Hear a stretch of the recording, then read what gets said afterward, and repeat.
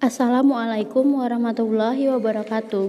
Hari ini kita kembali belajar pembelajaran daring, tema 7, subtema 2, pembelajaran 1, 2, dan 3. Muatan bahasa Indonesia, menjelaskan arti kata sulit dalam teks non-fiksi. Nah, saat membaca, tentu kamu pernah menemukan kata-kata yang belum kamu ketahui artinya.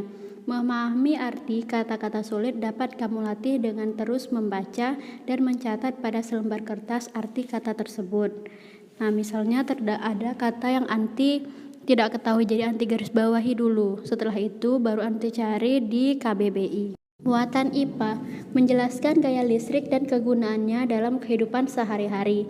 Gaya listrik adalah gaya yang ditimbulkan oleh benda bermuatan listrik. Listrik memiliki dua jenis muatan.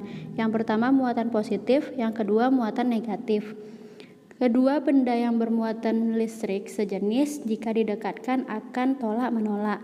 Dan jika ada dua benda yang bermuatan listrik tidak sejenis, jika didekatkan dia akan tarik-menarik. Nah, perhatikan langkah demi langkah percobaan berikut. Yang pertama, kita menyiapkan penggaris plastik. Yang kedua, kita menyiapkan potongan kertas yang dipotong kecil-kecil. Lalu penggaris plastik itu kita gosok-gosokkan secara searah di rambut kita. Nah, setelah itu kita dekatkan penggaris plastik tersebut ke potongan-potongan kertas kecil-kecil. Nah, di situ kita akan melihat penggaris plastik akan menarik potongan-potongan kertas kecil tersebut. Berikut pada halaman 54 adalah penjelasan dari percobaan penggaris plastik dan potongan kertas tadi. Listrik statis dan listrik dinamis. Muatan listrik yang terkandung pada penggaris plastik setelah digosok pada rambut kering tidak mengalir sehingga disebut listrik diam atau listrik statis. Gaya listrik statis pada penggaris plastik itu hanya berlangsung sementara. Selama potongan kertas menempel pada penggaris plastik terjadi perpindahan muatan listrik.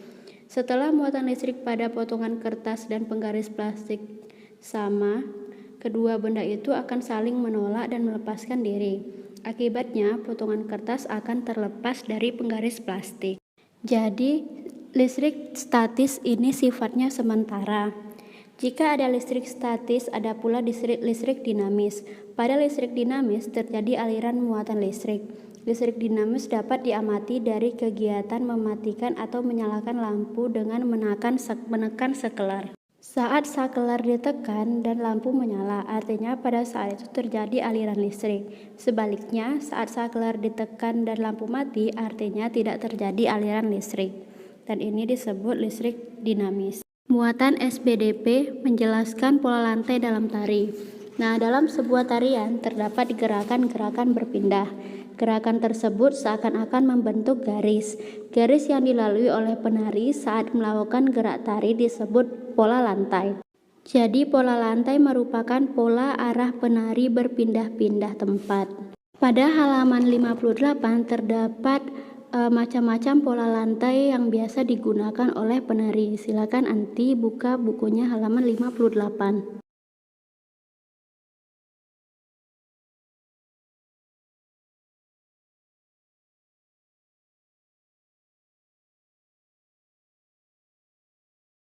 Nah, ini merupakan contoh beberapa gambar tarian. Ada tari legong dan ada juga tari saman. Pada tari legong itu para penari membawa atribut kipas. Kipas digunakan sebagai penunjang gerak tari dan unsur keindahan penampilan tari. Dalam kehidupan sehari-hari kita menggunakan kipas saat udara panas. Namun saat ini manusia telah banyak menggunakan kipas angin atau alat pendingin ruangan. Kipas angin dan alat pendingin ruangan merupakan contoh elektronik, yaitu alat yang bekerja menggunakan listrik. Menjelaskan perubahan bentuk energi listrik. Yang pertama, energi listrik berubah menjadi energi gerak, itu contohnya pada blender. Yang kedua, energi listrik berubah menjadi energi bunyi, itu contohnya bel listrik. Yang ketiga, energi listrik berubah menjadi energi cahaya, itu contohnya pada lampu. Yang keempat, energi listrik berubah menjadi energi panas, contohnya pada pemanggang roti. Yang kelima, energi listrik berubah menjadi energi cahaya dan bunyi, itu contohnya pada televisi. Muatan PPKN, keragaman rumah adat di Indonesia. Keragaman suku bangsa juga berpengaruh terhadap bentuk rumah adat. Rumah adat umumnya dibangun menyesuaikan kondisi bentang alam wilayah setempat. Keragaman bentuk rumah adat mencerminkan kemampuan nenek moyang bangsa Indonesia sebagai arsitek andal. Tidak hanya unik, bentuk rumah adat mengandung makna dan simbol tertentu. Semua itu disesuaikan dengan adat istiadat dari tiap-tiap daerah. Keragaman rumah adat di Indonesia adalah sebagai berikut. Silahkan Anda simak buku anti halaman 65.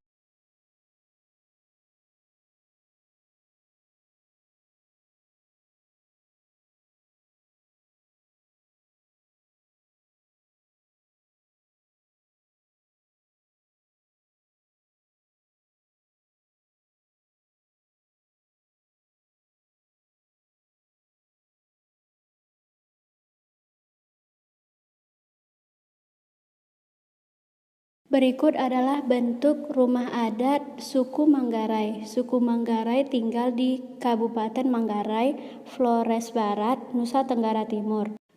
Rumah adat suku Manggarai disebut dengan Wairebo. Nah, Wairebo ini memiliki keunikan-keunikan sebagai berikut. Yang pertama, tingkat pertama disebut lutur. Ruangan di tingkat ini digunakan sebagai tempat tinggal dan berkumpul dengan keluarga.